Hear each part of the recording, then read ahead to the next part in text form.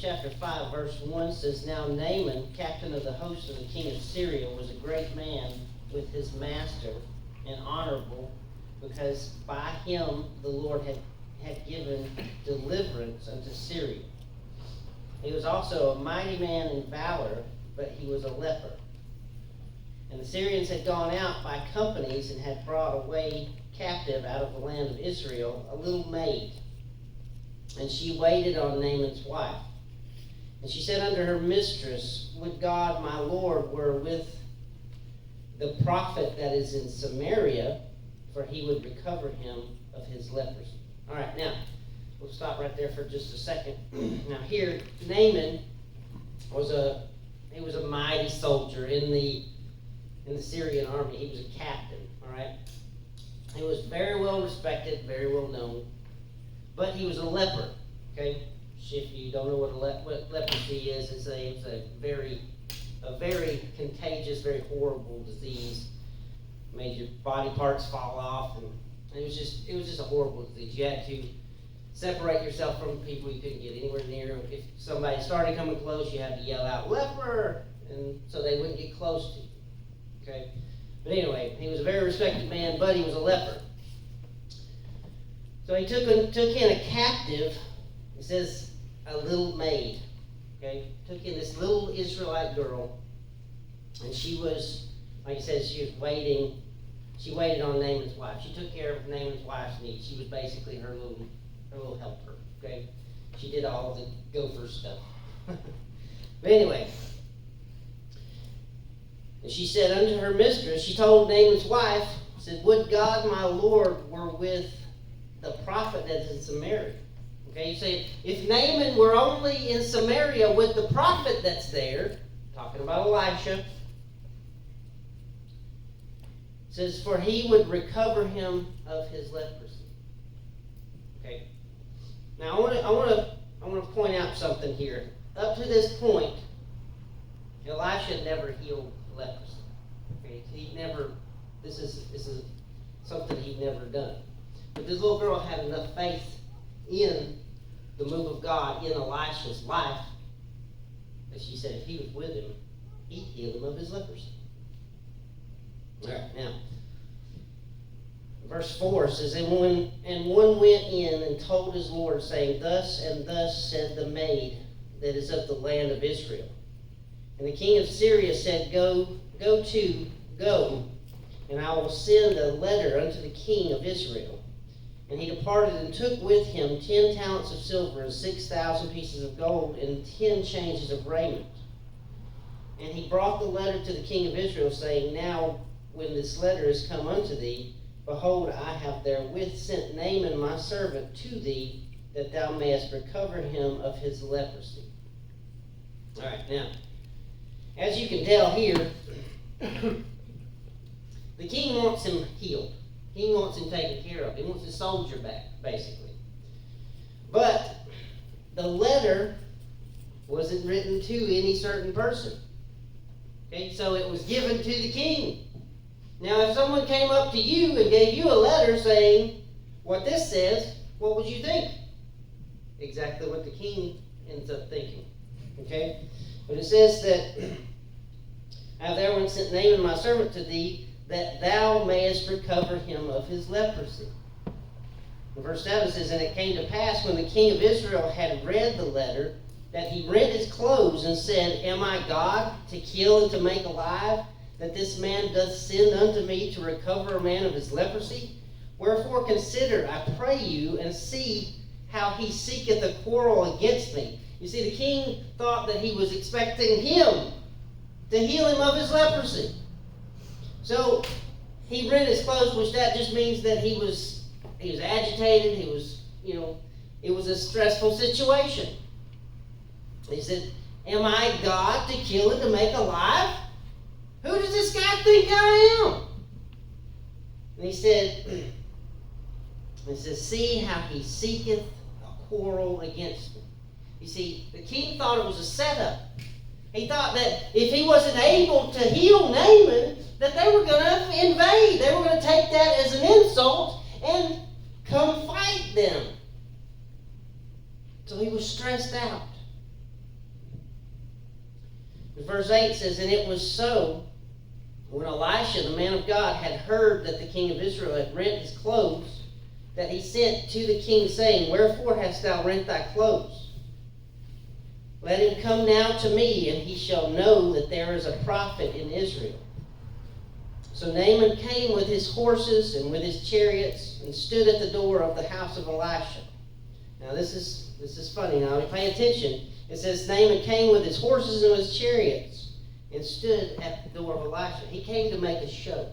Correct?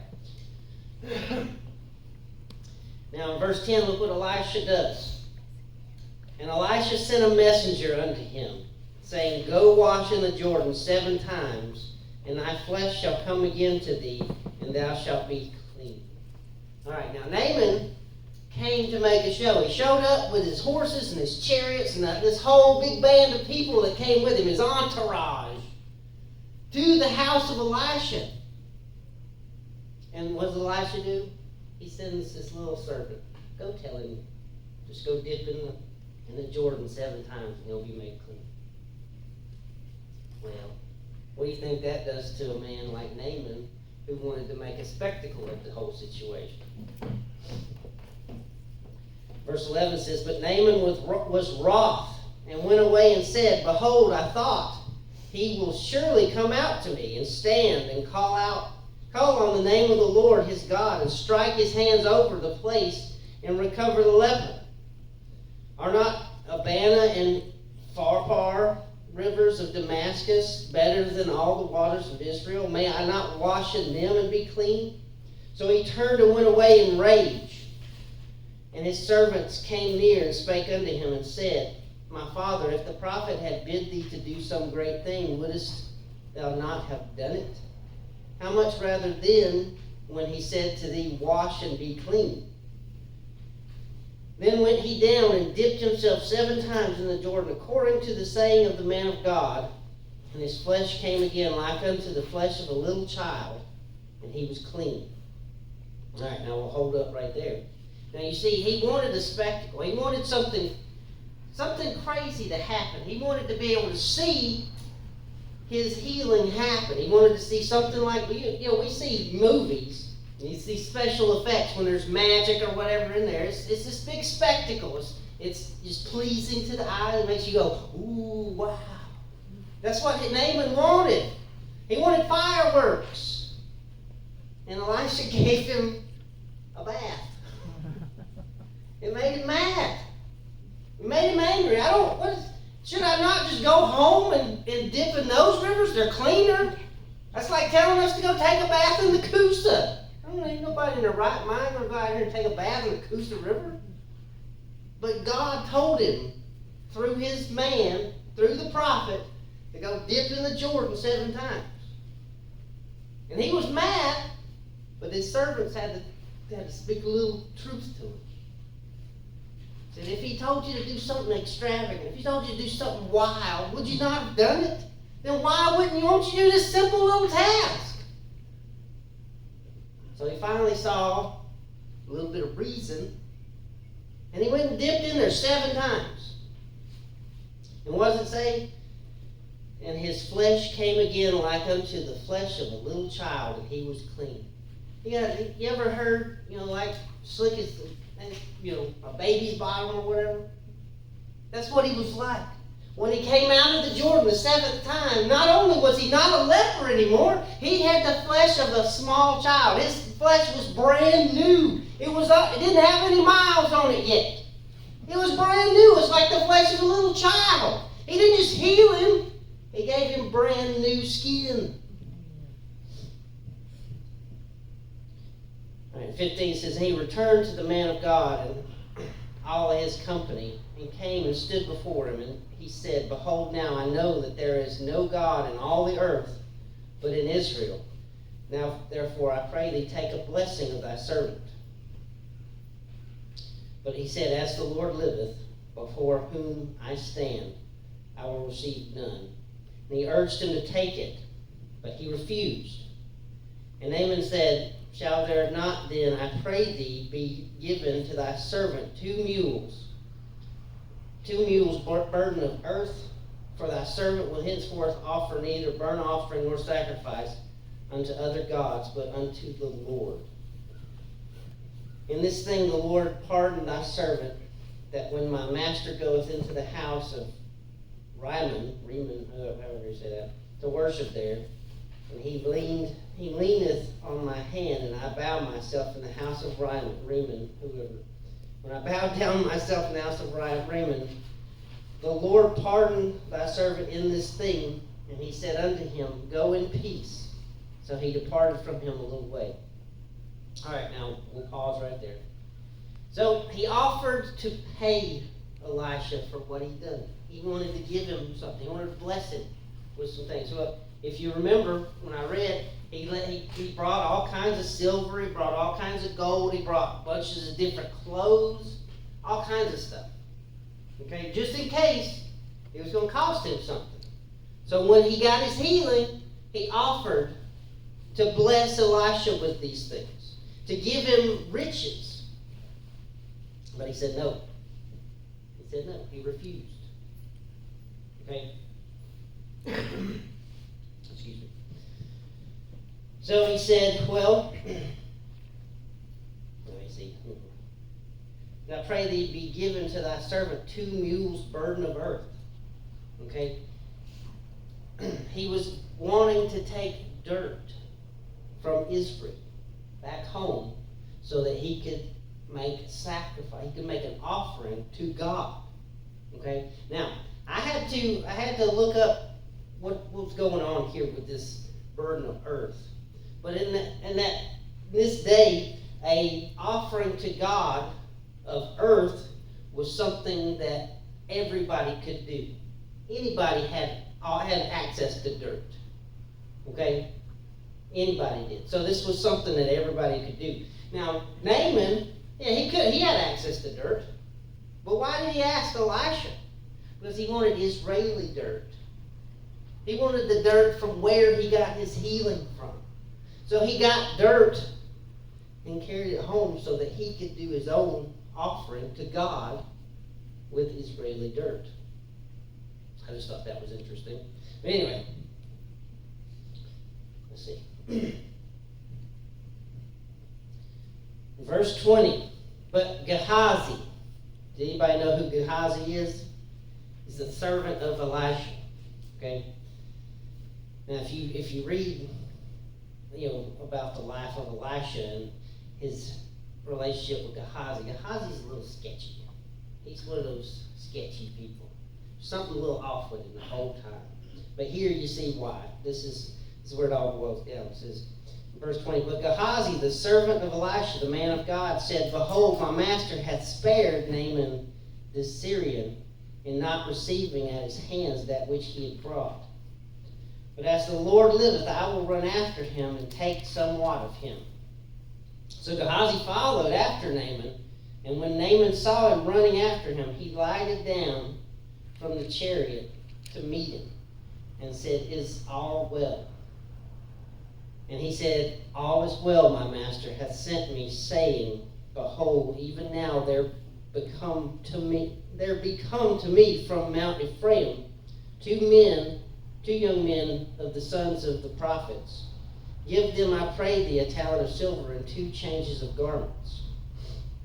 And Naaman said, Be content, take 2 talents. And he urged him, and bound 2 talents of silver in 2 bags with 2 changes of garments, and laid them upon the 2 servants.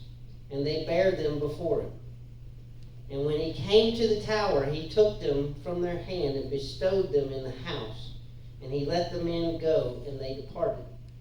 But he went in and stood before his master. And Elisha said unto him, Whence comest thou, Gehazi? And he said, Thy servant went no whither. And he said unto him, Went not mine heart with thee, when the man turned again from his chariot to meet thee? Is it a time to receive money, and to receive garments, and olive yards, and vineyards, and sheep, and oxen, and maidservants, and maidservants, men servants and maidservants? The leprosy therefore of Naaman shall cleave unto thee, and unto thy seed forever. And he went out from his presence a leper, as white as snow. Now you see, there was a reason Elisha didn't want to take anything from Naaman. Okay? He didn't want them thinking that they could pay for what God had for him.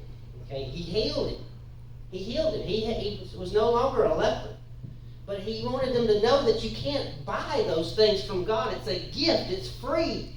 God gives us these things free. But then Gehazi, being a little sketchy dude that he is, ran him down and said, I'll take some of that stuff. And because of that, look what happened to him. He ended up as a leper from that point on. You see, we've got to listen to God. A lot of times, God will tell us to do something, and we think, well, that's crazy. I'm going to do it my way anyway. And that's what happened here with Gehazi. The Lord told Elisha, no, don't take anything. It's got to be free, or else it loses a lot of meaning. Okay? See, God's a gracious God. That's what that's all about. His grace is sufficient for us. We don't have to pay for it. It's already been paid for. The gifts that God gives us, the gifts of healing, the gifts of whatever, it's free. It's a gift. That's why we call them gifts, is because we don't make our children pay us for the gifts under the Christmas tree on Christmas morning. That's what a gift is. It's free. We got it for you for free. You don't have to pay for it. You don't have to do anything for it. Just take it. But you see, Gehazi went and he took payment. Even after Elisha told Naaman no. He refused multiple times. No. It's a free gift of healing. And because he went against what God wanted, you see, God was making amends with Naaman here. God was making a servant of Naaman. That way he'd had someone behind enemy lines in the Syrian army that had influence. You see, there's always a purpose behind what God was doing. And that's what was there. Naaman was an influential person in the Syrian army. He was a captain. He rubbed elbows with the king. Can you imagine the influence this man had? But then Gehazi went and he risked ruining that by taking payment. So what did God do? He gave him leprosy. All because he was a little bit greedy. You see, we gotta watch out for ourselves there. We gotta watch our greed. Because just like Gehazi, if we step on God's toes and we go against what God tells us to do, then there are consequences. And we don't want leprosy. I don't personally. You see, that's what happens here. God was making amends with Naaman. God was making a servant of Naaman. You see, in that one move, Naaman, it doesn't say what Naaman believed, but the Syrians, they were, they believed in whatever that God's name was, Ryman or whatever. They were pagans, anyway. They believed in pagan gods. They did pagan things. But in that one move, it was proven that the God of Israel, Yahweh, was the one true God, and he converted because of that. Okay? So that's what was happening. Amends were being made. Okay? A lot of times we don't see God's will. We don't see God's purpose in doing a lot of things. The story of Jonah. He didn't see God's reason for sending him where he sent him. He just knew those are enemies of Israel. They're mean. If they see me, an Israelite, they're going to kill me. He was scared. He didn't want to go over there.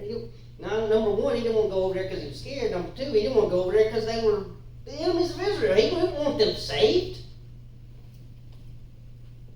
He didn't want them saved. He wanted them to lose the war. But God wanted them saved. So he went against God's commands. And look what happened to him.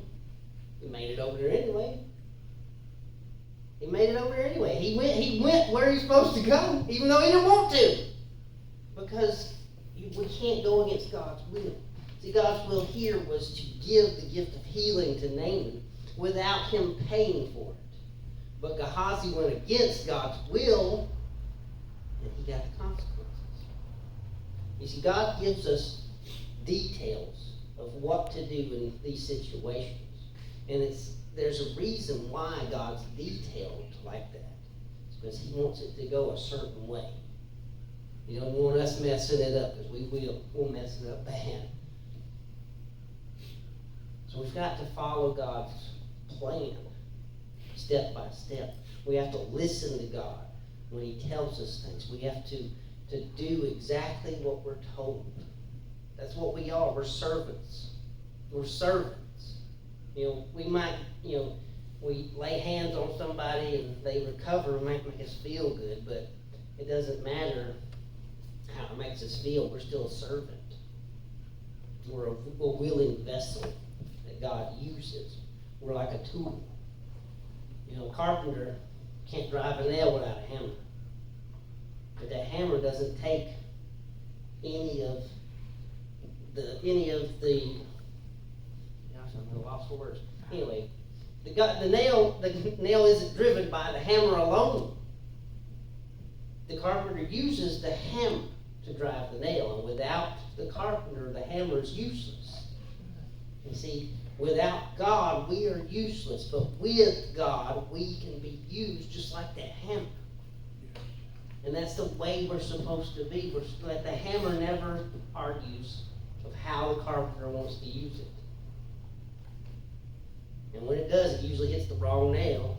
It's the thumbnail right there. It's no fun. But that's what happened here. You see, if Gehazi would have just left it alone, everything would have been fine. He would have continued to be Elisha's servant, and he would have eventually succeeded Elisha as the prophet in Israel. But he, like I said, he was sketchy. He didn't like doing certain things. He wanted to act the way he wanted to act, and because of that, he ended up a leper. It doesn't say a whole lot about what happened to him from this point, I don't think. But anyway, he got the consequences. But I hope I've said something to bless you this morning. Is there any comments or questions?